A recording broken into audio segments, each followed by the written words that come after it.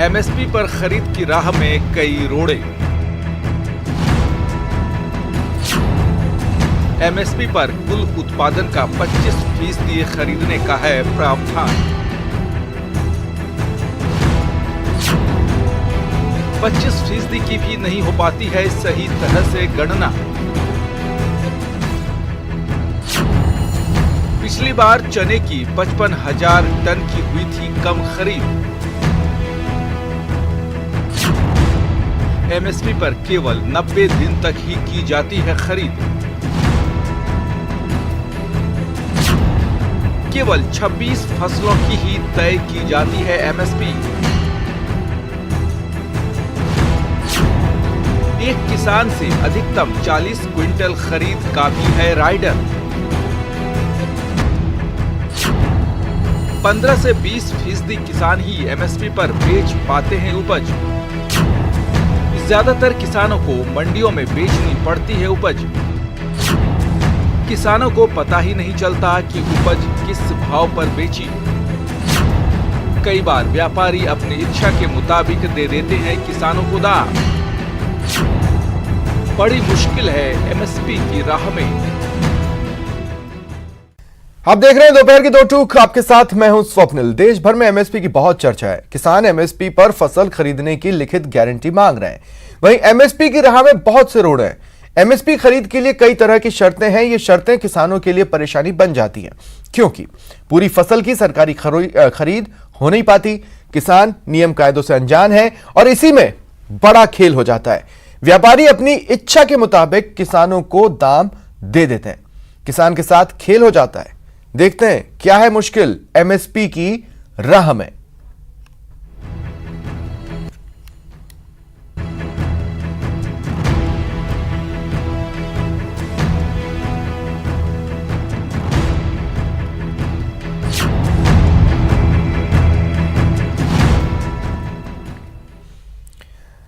और मेरे साथ जो गेस्ट पैनल जुड़ रहे हैं आपको इंट्रोड्यूस करवा देता हूं। विक्रम सिंह शेखावत जी कांग्रेस नेता है, पंकज जोशी जी बीजेपी नेता है, गिरिराज सिंह खंगारोत जी किसान नेता है और भूराराम चौधरी जी पूर्व मंडी प्रशासक हैं। आप चारों का स्वागत है न्यूज 18 राजस्थान पर। गिरिराज जी, आपसे शुरुआत करना चाहता हूं और मुझे लगता है कि आज हमें यह सवाल पूछना चाहिए और इस सवाल का जवाब हमें मिलना चाहिए कि कितने किसानों को एमएसपी का फायदा मिला देश भर में। मैं किसी एक राज्य या चिन्हित राज्य की बात नहीं कर रहा हूं, देश भर में।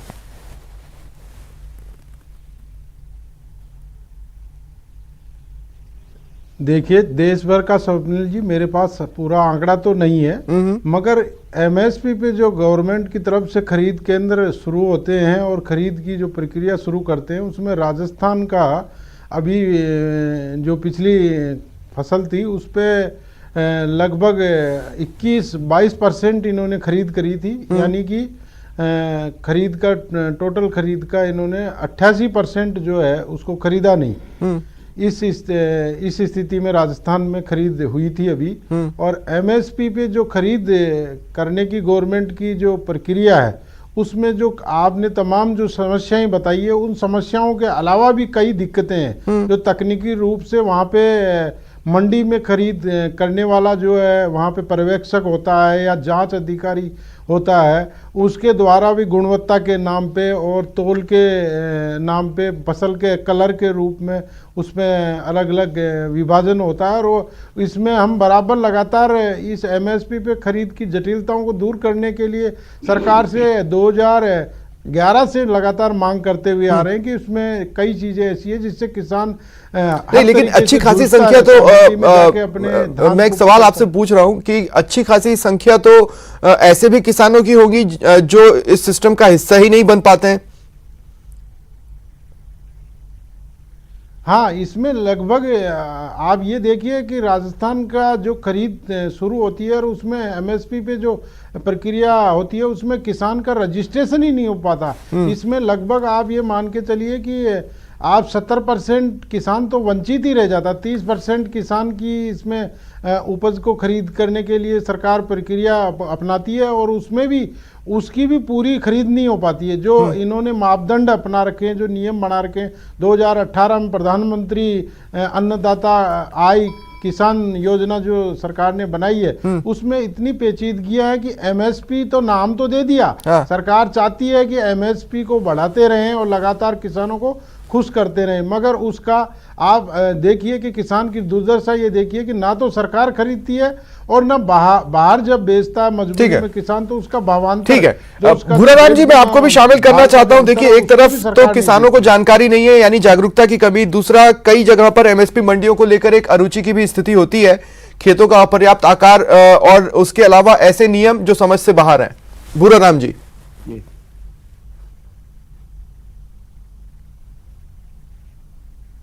देखिए साहब, ऐसा है कि व्यवहार में हम देखते हैं कि 12 से 15% किसान ही मुश्किल से अपनी फसलों को एमएसपी पर बेच पाते हैं, क्योंकि आजकल सिस्टम ये कर रखा है कि जिस दिन एमएसपी खुलती है उस दिन ऑनलाइन जो है अप्लाई करना होता है ई-मित्र के माध्यम से, और एक कोटा तय होता है कि 10% 15% ही खरीदनी है। वो जिस दिन कोटा समाप्त हो जाता है उसी समय जो है ऑनलाइन बुकिंग बंद हो जाती है, तो आम किसान को तो कोई फायदा इसका मिलता नहीं है। अब रही बात, आपने भी जैसे एक सवाल किया था कि भाई कौन से किसानों को फायदा मिलता है, मैं बिल्कुल व्यवहार रूप से भी जानता हूँ, मंडियों का प्रशासक भी रहा हूँ, उस हिसाब से भी जानता हूँ, किसान का बेटा भी हूँ, छोटी मोटी खेती भी करता हूँ। एक आदमी के चाहे कम से कम फसल होती है तो वो भी एमएसपी पे बेचना चाहता है। उदाहरण के लिए कभी अकाल पड़ गया, 1 कुंटल भी किसी के मान लीजिए मूंग होता है तो 20 किलो मूंग अपने घर पे रखता है दाल आदि बनाने के लिए, और 80 किलो जाकर वो एमएसपी पे बेचना चाहता है, लेकिन एक्चुअली उसका वो टोकन मिलता ही नहीं है, उसको ऑनलाइन पे होती नहीं है इसकी, इसलिए वो बंद हो जाता है, उसका वो बेच नहीं पाता। जैसे तिल होता है हमारे यहाँ, बाजरे में तिल बोया जाता है, राजस्थान की बात करता हूँ, तो वहां पर मान लो 2 कुंटल किसके तिल होता है तो 50 किलो अपनी देसी घानी के लिए घर पे रखता है, 1.5 कुंटल जाकर के बाजार में बेचना चाहता है, लेकिन एमएसपी पर उसको मिलता ही नहीं है, टोकन मिलता ही नहीं है उसको, तो बेच नहीं पाता है। तो इसलिए इसका अगर वास्तव में भारत सरकार या राज्यों की सरकारें किसानों का भला करना चाहती है तो एमएसपी गारंटी कानून लाना चाहिए, यही एक सोल्यूशन है, इसी से किसान का भला हो सकता है। और जो वर्तमान में किसान आंदोलन चल रहा है, मैं तो ये भी कहना चाहूंगा कि चौथे नंबर से बात करनी चाहिए भारत सरकार को। सबसे पहले एमएसपी गारंटी एक्ट पर बात करो, हो सकता है कि 90% किसान तो सरकार की वाहवाही करने लग जावे कि भाई उनको तो कोई आपत्ति नहीं है। ज्यादातर किसान हमारी बात होती है, ये चाहते हैं कि साहब एमएसपी गारंटी कानून ले आओ आप, ताकि हम अपनी फसल को बेच सके।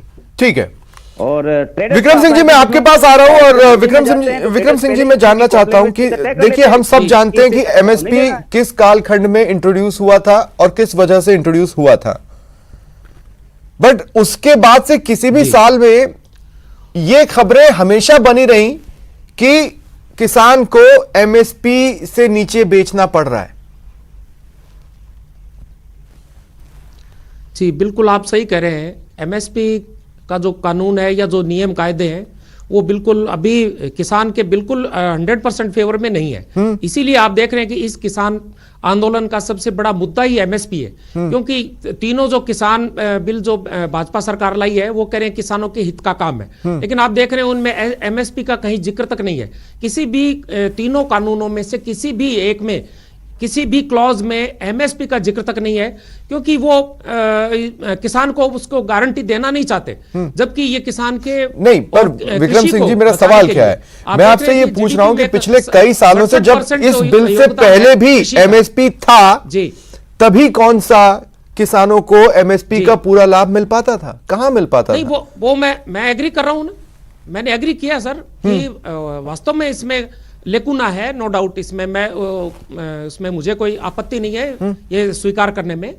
एमएसपी बहुत ही आवश्यक क्लॉज है जो किसान की खेती को और उसके भविष्य की जो गारंटी को सुरक्षित करता है। और अभी जो सरकार जो अड़ी हुई है एमएसपी लागू नहीं करने पे अड़ी हुई है, वर्बल उससे नहीं होगा, किसान को गारंटी देनी पड़ेगी और एमएसपी से नीचे खरीदने वाले को सजा का या जुर्माने का जो प्रावधान है उसको कानूनी जामा पहनाने की जरूरत है, तभी ये कानून ढंग से लागू हो पाएगा। पिछले सालों में जो कमियां रही उसको ये थोड़ी है कि आगे हम दूर नहीं करेंगे। ठीक है, इस सरकार ने भी इन तीनों नियमों में नहीं, लेकिन मेरा मकसद यही था कि कितना वक्त लगता है नींद से जागने में, मतलब ये स्थिति 1966 के बाद ही सामने आने लगी थी और उसके बाद से हर साल खबरें बनी है कि किसान जाता है मंडी में, उसे उसकी कीमत नहीं मिल पाई, तो आखिर कितना वक्त, अगर जितना वक्त आपने लिया तो उतना वक्त फिर बीजेपी भी ले ले, स्वप्निल जी ऐसा तो ऐसे में किसान कहां जाएगा? सरकारों ने वो प्रयत्न भी किए हैं एमएसपी पे खरीद की, लेकिन ठीक है ढंग से एक अच्छी व्यवस्थित रूप से लागू नहीं हुआ है, वो मैं मानता हूं। सरकारों ने प्रयास किए हैं, पूर्ववर्ती सरकारों ने प्रयास किए हैं, एमएसपी देने की कोशिश की है। ठीक है, और तो स्वामीनाथन आयोग पंकज की जोशी जो जी, रिपोर्ट है, उसको भी लागू करने की कोशिश की है। ठीक है विक्रम सिंह जी, पंकज जी मैं आपके पास आ रहा हूं। आज की तारीख है 28 दिसंबर 2020, ठीक है। अब आपके इस ब्रिलियंट कानून के बाद देश भर के किसानों की आय 2022 में दोगुनी हो जाएगी, ब्रिलियंट कानून के बाद, है ना। वो 2022 का कौन सा डेट होगा जिस दिन सारे किसानों की आय दोगुनी हो रही है? देखिए स्वप्निल जी, हमने 2022 तक की जो चीजें कही थी उन चीजों में मुझे बताइए कि हमने 2015 में जब यही चीज आपसे कही थी तो आपने 2016 में प्रश्न किया था कि यूरिया पे कब से जो है डंडे बरसना बंद हो जाएंगे। आपके चैनल पे ही मैं था और आपके चैनल पे ही शायद प्रश्न पूछा था, आप ही शायद उस टाइम बैंकर थे।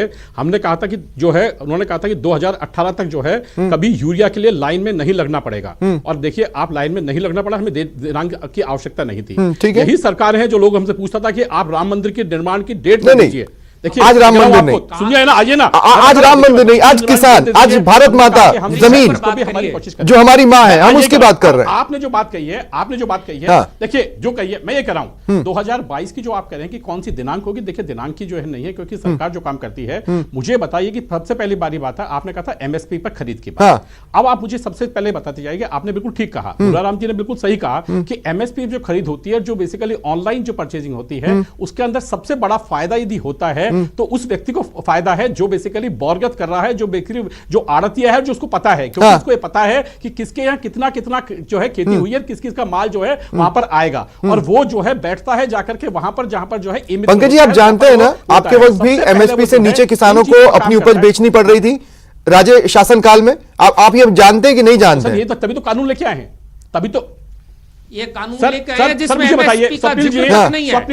स्वप्निल जी इनके जुबानी संग नहीं चलती है, विक्रम सिंह नहीं चलेंगे। 2 मिनट रुकिए ना विक्रम सिंह जी। कहा था कि भाई मैं 1 रुपया बेचता हूँ, 85 पैसे गायब हो जाते हैं, 15 पैसे गायब होते हैं। हमने कहा ना कि अब जो एमएसपी पे परचेज होगा, तो आपके समय भी गायब हो रहे थे ना, आपने कहा कि जो आपके समय भी गायब हो रहे थे ना, परचेज होगा वो उसके खाते में जाएगा क्या है? आपके समय में भी वो गायब हो रहे थे ना स्वप्निल भाई, जो खाते में जाएगा तो पता रहेगा ना।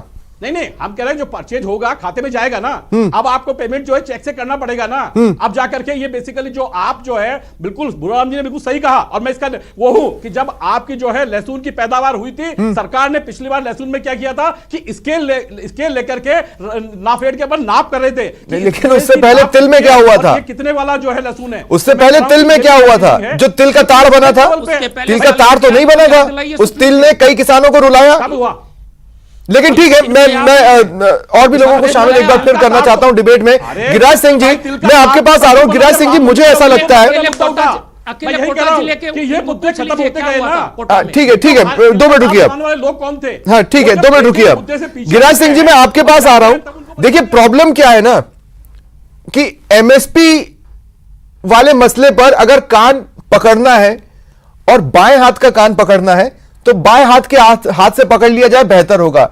लेकिन हम कोशिश यह कर रहे हैं कि दाएं साइड के पैर को किसी योगा के आसन की तरह उठाकर बाएं साइड के कान तक पहुंचा दें। इतना कॉम्प्लिकेटेड नहीं है, अगर आपको किसानों का भला करना है तो हो सकता है। नहीं, बिल्कुल सच्चाई ये है कि अगर सरकार की सही नीति और सही मंशा हो तो हो सकता है भला करना। तो अभी भी चाहे मोदी जी ने जैसे 3 कानून अभी पास किए हैं और जिस प्रकार से उन्होंने उन कानूनों के प्रति इच्छा शक्ति जगाई है, उसी प्रकार से एमएसपी का कानून लादे हुए आज भी किसान चाहता क्या है? बात मेन धरातल पे यही बात हो रही है। किसान इस स्थिति में, सर्दी में, इस मौसम में आज बाहर निकल के अभी दिन में भी हम लोग आए हैं तो हमें पता है कि ठिठुरन कितनी है। तो आज इस स्थिति में किसान सड़कों पे पड़ा है और उनके खुद की किसानों के प्रति जो बार बार ये आह्वान किया जाता है, सरकार कहती है कि हम किसानों के प्रति उदार रवैया रखते हैं, किसान जो चाहेगा उस पर बात करेंगे। तो ये एमएसपी पे खरीद की गारंटी योजना ला दे तो किसान यही चाहता है। किसान ये चाहता है, आपको किस माध्यम से नहीं कह रहा किसान। हाँ, और इसीलिए एक अहम सवाल कांग्रेस से बनता है। विक्रम सिंह जी, मुझे एक बात बताइए, ठीक है चलिए मैं आपका ये स्टैंड मान लेता हूं कि बीजेपी जो कानून लेकर आई है वो बेकार है, ठीक है, लेकिन आपने उस कानून को सुधारने की कोशिश की। पंजाब में भी, राजस्थान में भी, राजस्थान में फिलहाल वो राजभवन में है, उसका क्या होता है मुझे नहीं पता, लेकिन आपके उस कानून के बाद क्या ये गारंटी हो जाती कि हर किसान को एमएसपी पे ही अब जो है मिलेंगी, एमएसपी मिलेगी? बिल्कुल, पूर्ववर्ती कांग्रेस की सरकारों ने भी एमएसपी दी है और आगे नहीं, लेकिन पूर्ववर्ती कांग्रेस की सरकारों में एमएसपी मिली कहां? आपके कानून के बाद मिल जाती, मेरा सवाल तो यह है। मिली है, कानूनी बाध्यता नहीं थी, अब कानूनी बाध्यता भी हमने लागू कर दिया। आप देख रहे हैं कि सजा का प्रावधान भी और जुर्माने का प्रावधान भी। दूसरी बात, कंगारों साहब कह रहे हैं कि प्रधानमंत्री जी बड़ी मंशा से ये कानून लाए हैं। प्रधानमंत्री जी के जो पिछले दिनों के जो विचार है ना, आप किसानों के प्रति देखिए, उनको आतंकवादी दिख रहा है, उनको वो इवेंट दिख रही है। मुझे विक्रम सिंह जी एक बात बताइए, विक्रम सिंह जी मुझे एक बात बताइए, पंजाब में तो आपने कानून सुधार दिया ना, पंजाब में तो आपने कानून सुधार दिया, पंजाब में तो आपने कानून सुधार दिया, फिर पंजाब का किसान अभी भी प्रदर्शन क्यों कर रहा है? उनको ये क्यों नहीं लगता कि पंजाब में जो हमारी सरकार है उसने हमारी परेशानी को दूर कर दिया है? और इवेंट मैनेजमेंट का नाम देख रहे हैं प्रधानमंत्री जी, बिल्कुल प्रधानमंत्री जी को किसानों के प्रति कोई सिंपैथी नहीं है। उनको है सिंपैथी अपने जो बड़े जो व्यापारी जो आने वाले हैं, अडानी और अंबानी जी, जिनके लिए कानून लाए गए हैं, उनके प्रति सिंपैथी है। मेरे को ना कई बार ये बात समझ में नहीं आती के लिए जगह जगह कि अमूमन जब ये कहा जाता है किसी सरकार पर कि वो सरकार कुछ चेहरों को फायदा पहुंचाना चाहती है, वो चेहरे किसके शासनकाल में उस शख्सियत, उस कद्दावर हैसियत तक पहुंचे, ये कोई याद नहीं करना चाहता। ठीक है, ठीक है, माफ कीजिएगा, भूरा राम जी आपके पास आ रहा हूं। भूरा राम जी, मैं फिर कह रहा हूं और मैं फिर कह रहा हूं कि पॉइंट को गलत एंगल से पकड़ने की कोशिश हो रही है। पॉइंट यह है कि एमएसपी का जो मूल कॉन्सेप्ट था वो यह था कि भाई जितना लगाया है कम से कम उतना तो सुनिश्चित हो मिल जाए।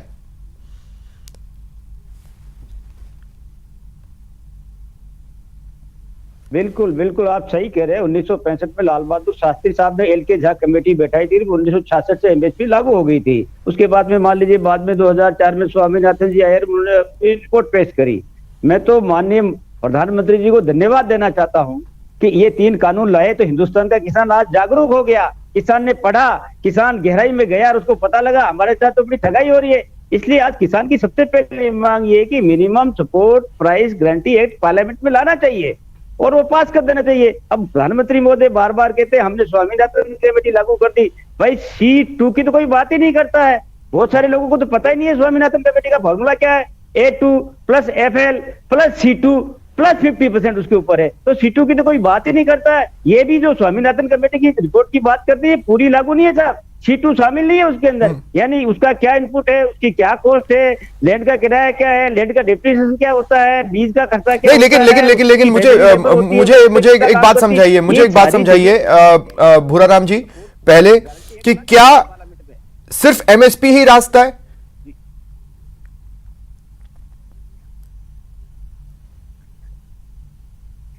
बिल्कुल ऐसा साहब, इसलिए अब ये 3 जो कानून लाए ना, ये वास्तव में किसानों के फेवरेबल है नहीं। इसलिए किसानों को ये पता लग गया कि भाई हमको तो चाहिए एमएसपी गारंटी एक्ट, और वो ला ही नहीं रहे प्रधानमंत्री मोदी। एक उदाहरण देता हूँ छोटा सा, एसेंशियल कमोडिटी एक्ट में से 6 चीजें इन्होंने निकाल दी। भाई किसान तो पहले जितनी पैदा करता था अपने घर पे मर जाए जितने दिन स्टोर करके रख सकता था, जब भी उसको लगता था कि बेचना तो बेच सकता था। क्लियर कट मामला है कि ये किसी न किसी कॉर्पोरेट हाउसेज के पास का मामला है। ठीक है, इसी तरह से एपीएमसी की बात है, तो आप एपीएमसी के अंदर जो है किसान कब टैक्स, ठीक है, तो एक क्लैरिटी लेना चाहता हूं मैं। पंकज जी आपके पास आ रहा हूं। पंकज जी मुझे एक बात बताइए, साल 2015 में एफसीआई के पुनर्गठन के लिए सुझाव मांगे गए थे, उसको सुझाव देने के लिए एक शांता कुमार कमेटी बनाई। शांता कुमार कमेटी ने अपनी रिपोर्ट में कहा कि एमएसपी का जो लाभ है वो सिर्फ 6% किसानों को ही मिल पाता है देश भर में, 94% किसानों को एमएसपी का लाभ मिल ही नहीं पाता, मिला ही नहीं।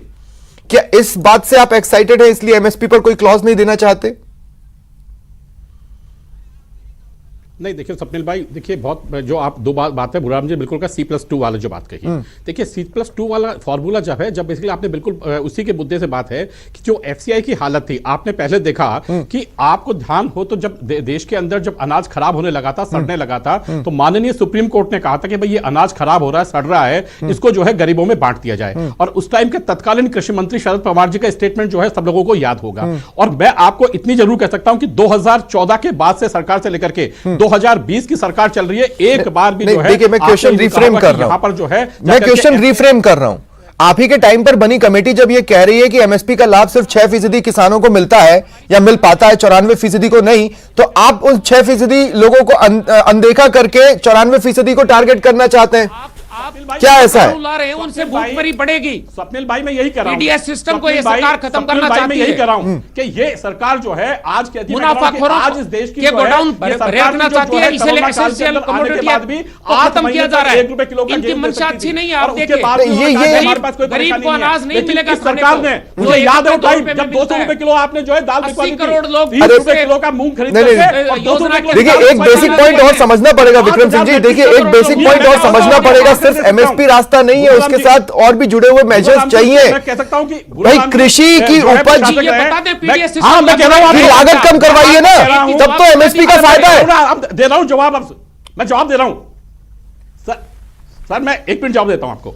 मुझे बताइए राजस्थान के अंदर जब जो है बाबूलाल नागर साहब जो है कृषि जो एग्रीकल्चर जो फूड सप्लाई मिनिस्टर थे, तब 5000 मैट्रिक टन आपने दाल इंपोर्ट किया था, जब प्रदेश की जनसंख्या 5 करोड़ थी। मुझे बताइए एक व्यक्ति के हाथ में कितनी आती, और उसी टाइम आपने दालों के भाव बढ़ाए, मटर तक की दाल आपने लोगों को खिलाई। विक्रम सिंह जी जवाब दे। धीरे धीरे करके हम इस स्थिति तक लाना चाहते हैं कि बाजार में जो है रेटें उनकी बराबर मिल जाएं। आज भी 12-13 किलो, सुन जाइए, आज भी पंकज जी 2 मिनट रुकिए, पंकज जी 2 मिनट रुकिए, 12-13 रुपए किलो, पंकज जी 2 मिनट रुकिए, पंकज जी 2 मिनट रुकिए।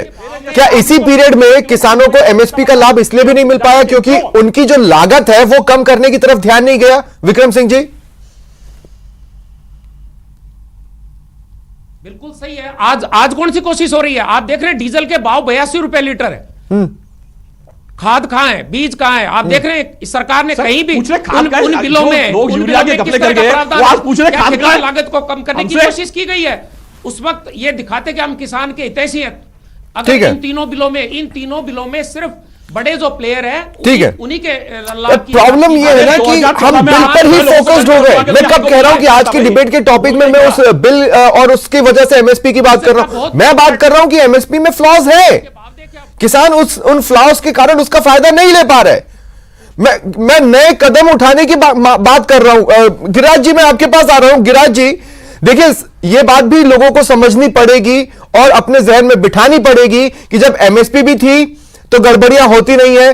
अगर एमएसपी आप सुनिश्चित कर देंगे तब आपको यह भी सुनिश्चित करना होगा कि किसान को उसका फायदा तभी मिल पाएगा जब उसकी कृषि लागत कम होगी। हाँ बिल्कुल स्वप्निल जी, आप बात सही करें। लागत को कम करने का भी सरकार के पास ही तरीका है।